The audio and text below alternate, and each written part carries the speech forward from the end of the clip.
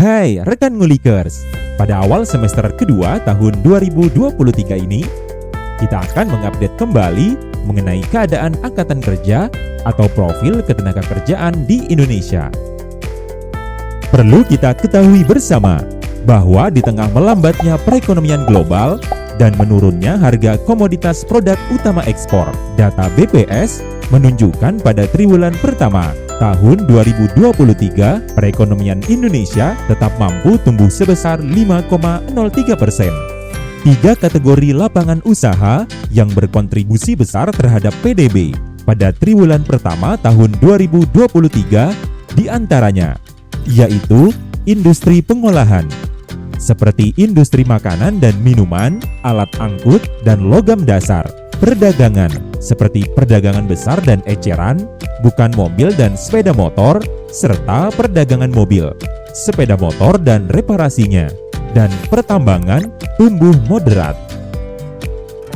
5 lapangan usaha dengan pertumbuhan PDB tertinggi adalah transportasi dan pergudangan, akomodasi dan makan minum, jasa lainnya, infokom, serta jasa perusahaan.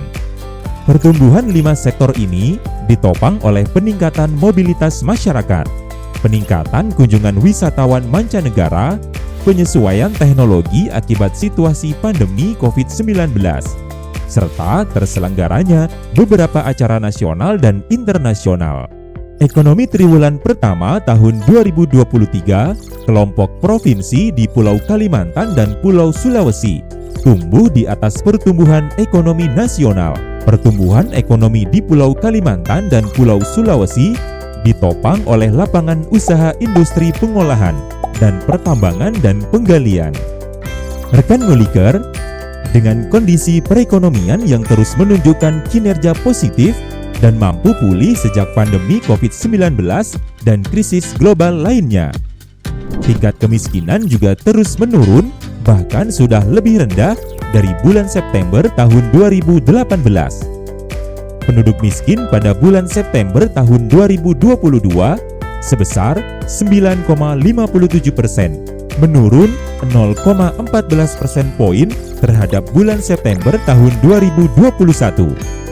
Jumlah penduduk miskin pada bulan September tahun 2022 sebesar 26,36 juta orang, mengalami penurunan 0,14 juta orang terhadap bulan September tahun 2021.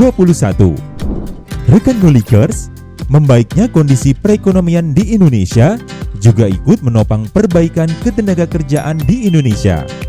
Hal ini dapat dilihat dari peningkatan penyerapan tenaga kerja sampai dengan 3,02 juta orang pada bulan Februari tahun 2023 atau tumbuh sebesar 2,23% dari tahun sebelumnya. Mari kita ngulik lebih dalam mengenai data ketenagakerjaan. Penduduk usia kerja pada bulan Februari tahun 2023 tercatat sebanyak 211,59 juta orang, naik sebanyak 3,05 juta orang dibandingkan bulan Februari tahun 2022. Penduduk usia kerja merupakan semua orang yang berumur 15 tahun ke atas. Penduduk usia kerja cenderung meningkat seiring bertambahnya jumlah penduduk di Indonesia. Sebagian penduduk usia kerja merupakan angkatan kerja, yaitu 146,62 juta orang, atau 69,30% dari penduduk usia kerja, dan sisanya termasuk bukan angkatan kerja sebanyak 64,97 juta orang, atau 30,70% dari penduduk usia kerja.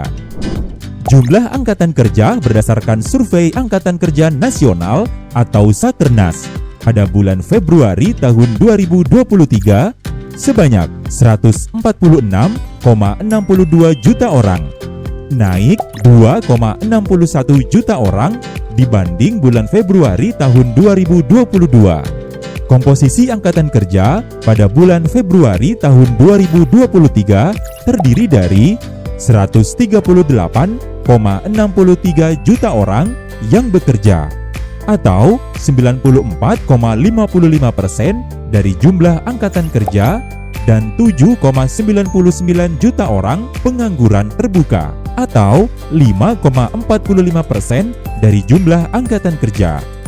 Penyerapan tenaga kerja pada bulan Februari tahun 2023 meningkat 3,02 juta orang atau tumbuh 2,23% dari tahun sebelumnya. Sementara pengangguran berkurang sebanyak 0,41 juta orang. Penduduk yang bekerja terdiri dari bekerja penuh sebanyak 92,16 juta orang dan pekerja tidak penuh sebanyak 46,47 juta orang.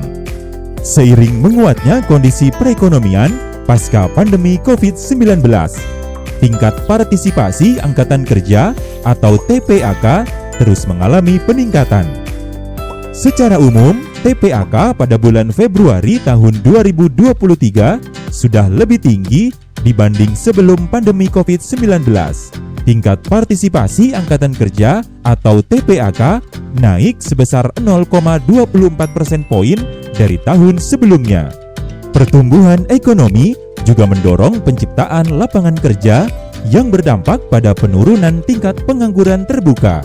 Tingkat pengangguran terbuka atau TPT pada bulan Februari tahun 2023 sebesar 5,45%, turun sebesar 0,38% poin dibandingkan dengan bulan Februari tahun 2022. Tingkat pengangguran terbuka atau TPT merupakan indikator yang digunakan untuk mengukur tenaga kerja yang tidak terserap oleh pasar kerja dan menggambarkan kurang termanfaatkannya pasokan tenaga kerja. Rekan Ngulikers, apabila dilihat berdasarkan pendidikan tertinggi yang ditamatkan oleh Angkatan Kerja TPT pada bulan Februari tahun 2023 mempunyai pola yang hampir sama dengan bulan Februari tahun 2022. Pada bulan Februari tahun 2023, TPT tamatan sekolah menengah kejuruan masih merupakan yang paling tinggi dibandingkan tamatan jenjang pendidikan lainnya, yaitu sebesar 9,60%. Sementara itu, TPT yang paling rendah adalah pendidikan SD ke bawah, yaitu sebesar 3,02%.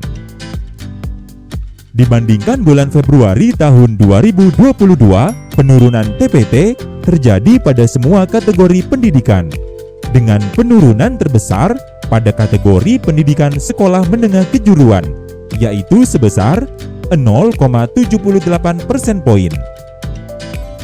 Demikian rekan Ngulikers mengenai struktur ketenagakerjaan Indonesia. Semoga bermanfaat. Salam satu data.